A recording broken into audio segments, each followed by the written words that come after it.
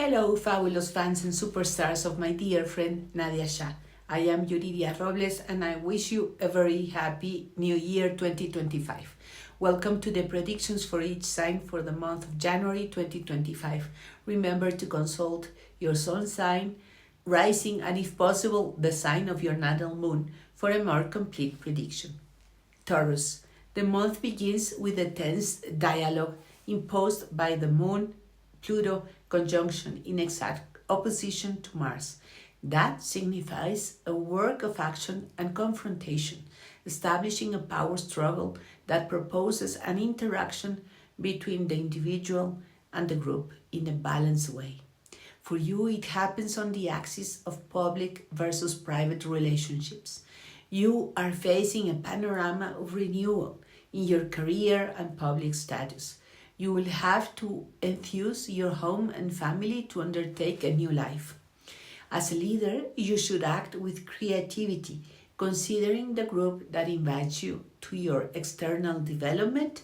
These are intelligent people who admire your creativity and expressiveness, but you also show intelligence and discipline, and above all, control the obsession for the new. The strength is in the dialogue. As Mars is in a period of retrogradation on the 6th, it re-enters Cancer to move its dialogue towards the Sun in Capricorn, turning your attention towards the knowledge that led you to the new situation. Review and study what you need so that you have enough knowledge for the times to come. In the professional area, you will be able to talk extensively about all possible topics and you're expected to understand and propose new ideas where you will be successful and allow you to work creatively. It also protects close relationships with siblings, cousins, and neighbors, but you do not get lost in a communication full of memories of the past, longing for what no longer is. This time, take advantage of it to get rid of grudges and fears that come from long ago and now will no longer be useful. This dialogue generates anxiety and tension because moving towards the achievement of goals involves leaving behind the past, and that scares us, especially on the 13th when the moon full occurs together with Mars, strengthening the old values that made you get to where you are, and you feel that the goals and ways to improve put at risk what you have achieved. This process will extend until April. Only then will we return to the dynamic that was raised on January 1st, allowing a leadership that is able to move the group into the future with discipline and intelligence. Speaking of Venus, your ruling planet, at the beginning of the year, will be overcoming the difficult and tense dialogue with Uranus in your sign. It is still about renewing your tastes, including your habits and image. 2 days later, it will enter Pisces, a sign where it fits very well. It will be there all month, but on the 28th, it will reach the degree where it will return in April. Just then, it will make conjunction with Neptune and the North Node in Pisces, which brings for you the possibility of a super romantic relationship. Ideal. It is a meeting that brings destiny, perhaps through friends.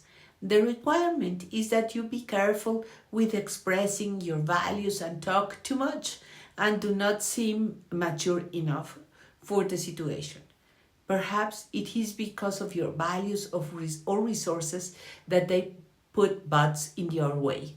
The situation will thus face the challenge of compromise because on the 18th, Venus reaches Saturn and establishes a harmonic dialogue with Mars, emphasizing love for the past and at the same time love for the new, because Uranus imposes a brief harmonic nexus towards the end of the month, when on the 28th Venus reaches the degree to which it will return in its retrograde period in March and April.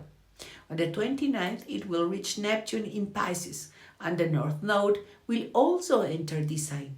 So all this means a great idealization, a longing for love, and a desire that surpasses everything imagined. On the non-coherent side, it signifies great sacrifice and detachment from reality. This movement into Pisces is emphasized by the North Node, which will remain in Pisces for 18th month with its counterpart, the South Node in Virgo. This change affects relationships that will insatiably seek idealization that is natural to the node in Pisces, but will be greatly enhanced by the Venus-Neptune conjunction. The objective of this configuration is to re-establish faith in love and in the ideal, but it brings the stamp of impatience because it goes into a Venus inferior conjunction and will end in a long conjunction with Saturn, which is where it started, bringing the love affair into reality. Therefore, the situation will not conclude this month, as Venus will be able to move forward, but will return towards the end of March and April to be really defined. Growth and order are configured by Jupiter and Gemini and Saturn in Pisces. This means a conflict of possibilities. The dilemma is to change your values or stay as you are, and Mars in Cancer is emphasizing attachment to the past, while Pluto imposes its orientation towards the future, making the choice even more tense and complex. The dilemma is to risk or deny yourself an opportunity. Reconciling this is a job. This is a process that will be ongoing until mid-year. On the 13th of January, when the full moon forms in Cancer, it does so in conjunction with Mars, which emphasizes the confrontation with Pluto that we have been pointing out. Then, taking care of security should not distract us from our goals, because if we do not risk to change, to improve ourselves internally, and we hide protecting the known, we will lose the progress and the purpose will not be fulfilled. On the other hand, to risk everything by losing security is not advisable either. That is why balance is necessary, not only during this day, but the week that follows from the 13th to the 21st of the month in which the Sun will join this dialogue. Neptune allows us to imagine how improvement would be possible without losing security. Perhaps we can sacrifice some things, situations, or relationships in search of progress, realizing that they are really a burden or a comfort zone and that we can no longer stay in the same place or in the same situation.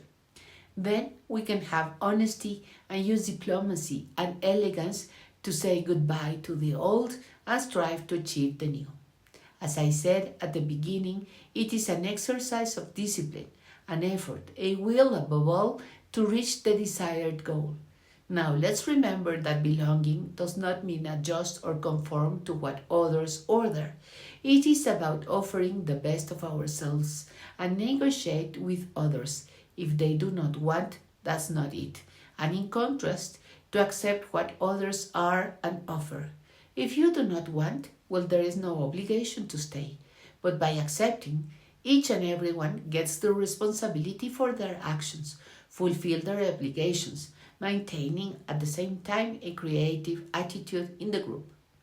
Even by Uranus, we have the willingness to change the habit and the old.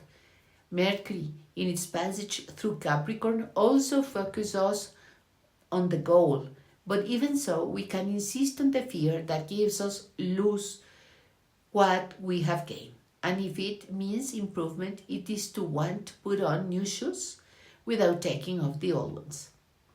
Also, Venus in this moment, reunited with Saturn, cooperates in the tense dialogue with Jupiter that proposes an excess of communication with multiple voices and proposals that provoke dispersion, and however the resolution of this conflict would make us win the future.